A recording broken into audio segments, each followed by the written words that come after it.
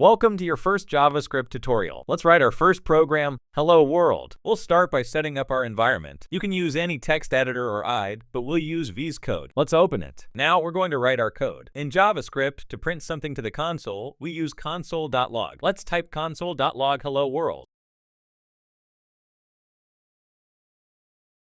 Once we've written the code, let's run it.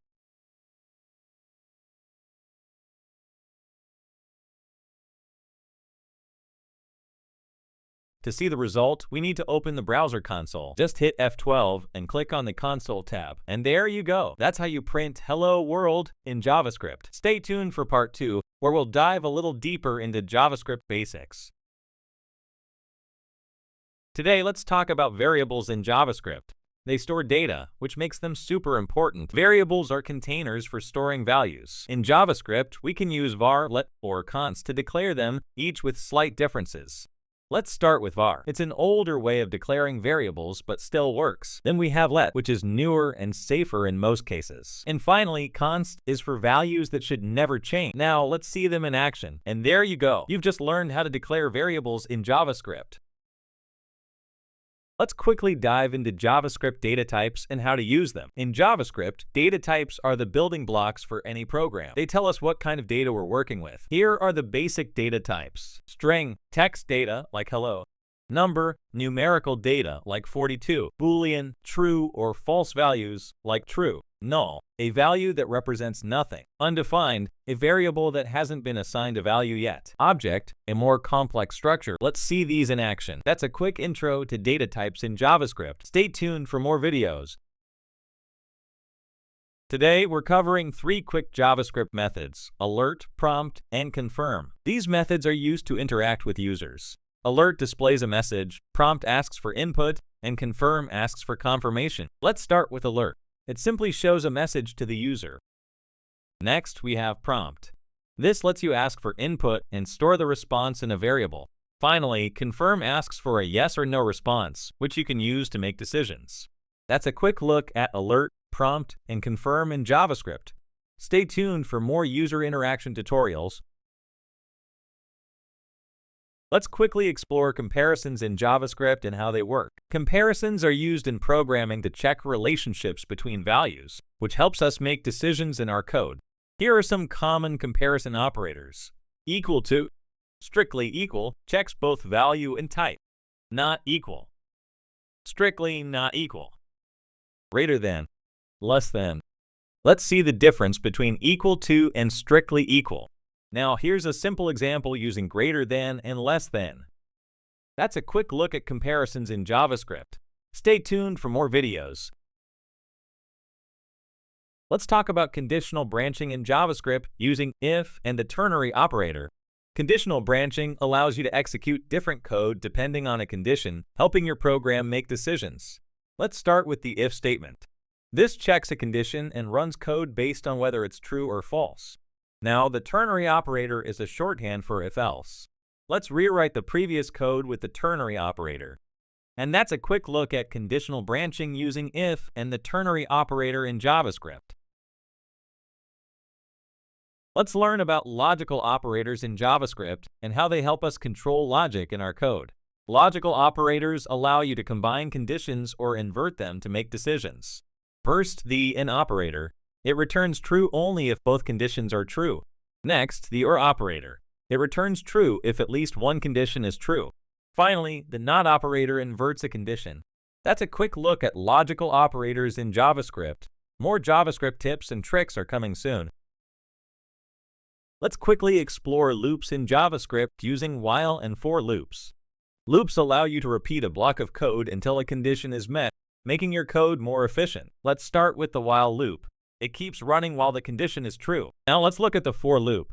It's perfect for situations where you know how many times you want to loop. That's a quick overview of loops in JavaScript. Stay tuned for more videos. Today, we're learning how to use the switch statement in JavaScript. The switch statement helps you handle multiple conditions more cleanly compared to several if-else statements. Let's see an example. We'll check a day of the week and log a message based on the value. If none of the cases match, the default case runs. This is similar to an else statement. That's how the switch statement works. Let's dive into functions in JavaScript and see how they can make your code cleaner and more efficient. Functions are blocks of code designed to perform a specific task. They help us avoid repeating code and make our programs more organized. First, let's look at a function declaration. We define the function and then call it. Next, we have function expressions. They create functions and assign them to variables. Finally, let's look at arrow functions. They provide a shorter syntax for function expressions. And that's a quick overview of functions in JavaScript. Stay tuned for more videos. Let's explore arrow functions in JavaScript and see how they can simplify your code. Arrow functions provide a shorter syntax for writing functions and have some unique features compared to regular functions. Here's the basic syntax of an arrow function. Let's look at a simple example. Here's a function that adds two numbers. Arrow functions differ from regular functions in a few ways. For instance, they don't have their own this context, which can be useful for certain scenarios. That's a quick guide to arrow functions in JavaScript. Try using them in your own projects and see how they simplify your code. Let's dive into JavaScript objects and see how they can help you manage and structure your data. Objects in JavaScript are collections of properties, where each property is a key value pair. They help organize and manage data. Here's how to create an object and define its properties. To access or modify properties, use either dot notation or bracket notation. Objects can also contain methods, which are functions defined as properties. That's a quick overview of JavaScript objects. Try using them to manage your own data in projects. Let's learn about optional chaining in JavaScript and how it can make your code safer and cleaner. Optional chaining allows you to safely access properties and methods of an object that might be null or undefined without causing errors. Here's how to use optional chaining to access deeply nested properties. Optional chaining is especially useful to avoid errors when a property might not exist. You can also use optional chaining with function calls to avoid errors if the function doesn't exist. That's a quick look at optional chaining in JavaScript. Use it to make your code more robust and error-resistant. Let's dive into JavaScript arrays and see how they can help you manage collections of data. Arrays are used to store multiple values in a single variable. They help you manage lists and collections. Here's how to create and initialize an array. To access or modify elements, use their index. Arrays are zero-indexed, meaning the first element is at index 0. Here are some common array methods you might find useful. That's a quick overview of JavaScript arrays. Explore these methods and more to manage your data effectively. Let's explore some powerful JavaScript array methods: map, filter, and reduce. First, the map method transforms each element in an array and returns a new array. Next, the filter method creates a new array with elements that pass a test. Finally, the reduce method accumulates values in an array into a single result. That's a quick overview of map, filter, and reduce. Use these methods to handle array data more effectively.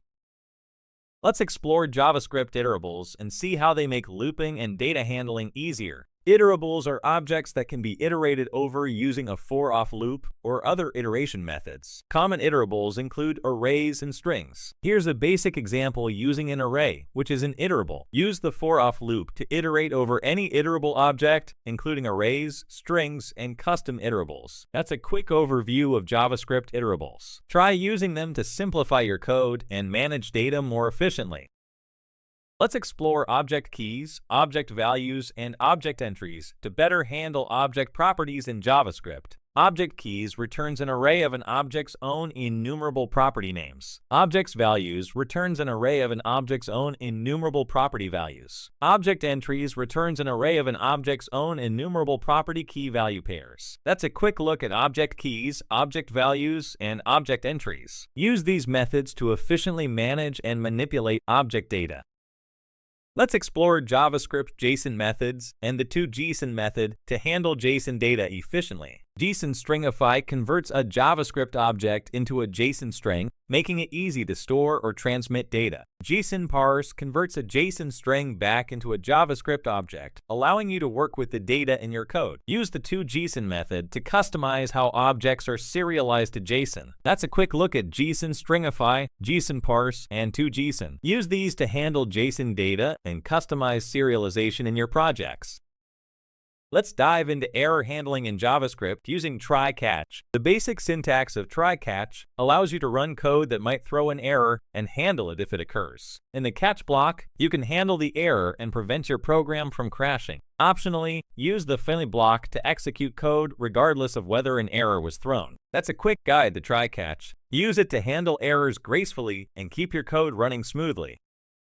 Let's dive into JavaScript promises and see how they help manage asynchronous operations. A promise represents a value that may be available now, in the future, or never. It's a way to handle asynchronous operations. Here's how to create a promise and handle its outcome. You can chain multiple then calls to handle successive asynchronous operations. Handle errors at any point in the chain with catch. That's a quick overview of JavaScript promises. Use them to handle asynchronous operations and manage results or errors effectively.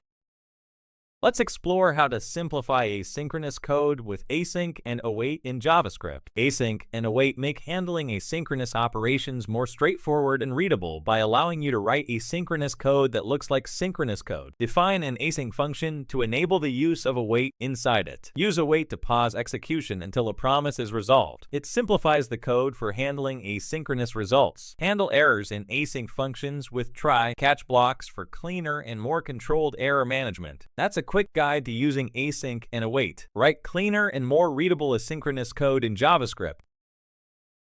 Let's explore how to search and select DOM elements using JavaScript methods. getElement versus querySelector. getElement selects a single element by its ID. getElements by class name selects all elements with a specified class name. querySelector selects the first element that matches a CSS selector. querySelector selects all elements that match a CSS selector. That's a quick overview of DOM searching methods. Choose the one that best fits your needs for selecting elements in your JavaScript projects.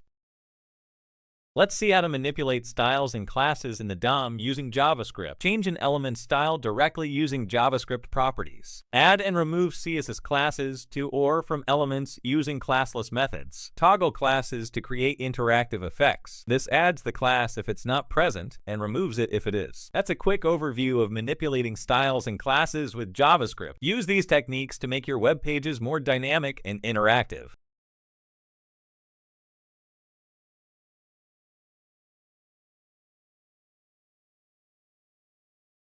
Let's explore how to handle mouse events in JavaScript to make your web pages interactive. Handle click events to perform actions when an element is clicked. Handle mouse over and mouse out events to respond to mouse entering or leaving an element. Use mouse move to track the mouse's position as it moves over an element. That's a quick overview of handling mouse events. Use these techniques to create engaging and interactive web experiences. Let's explore how to handle keyboard events in JavaScript with keyDown and keyUp. Use the keyDown event to detect when a key is pressed down. Use the keyUp event to detect when a key is released. Combine keyDown and keyUp to create interactive features like tracking a key press and release. That's a quick overview of keyDown and keyUp events. Use these to make your web applications respond to user keyboard input. Let's explore how to handle various input-related events in JavaScript. Use the change event to detect when the value of an input field changes after the user has finished editing. Handle the input event to respond to changes as the user types or modifies the value. Manage clipboard operations with cut, copy, and paste events to monitor user clipboard interactions. That's a quick guide to handling input and clipboard events. Use these to create responsive and interactive forms. Let's explore how to manage focus and blur events in JavaScript to enhance user interactions. Handle the focus event to detect when an element gains focus. Handle the blur event to detect when an element loses focus. Combine focus and blur events to provide feedback or validation as users interact with input fields. That's a quick guide to focus and blur events. Use these to improve form interactions and user experience. Let's explore how to use local storage to store and retrieve data in JavaScript. Use local storage setItem to store data. Data is stored as key value pairs. Retrieve data using local storage getItem with the same key. Remove data using local storage remove item if needed. That's a quick guide to using local storage. Store and manage data easily across page reloads.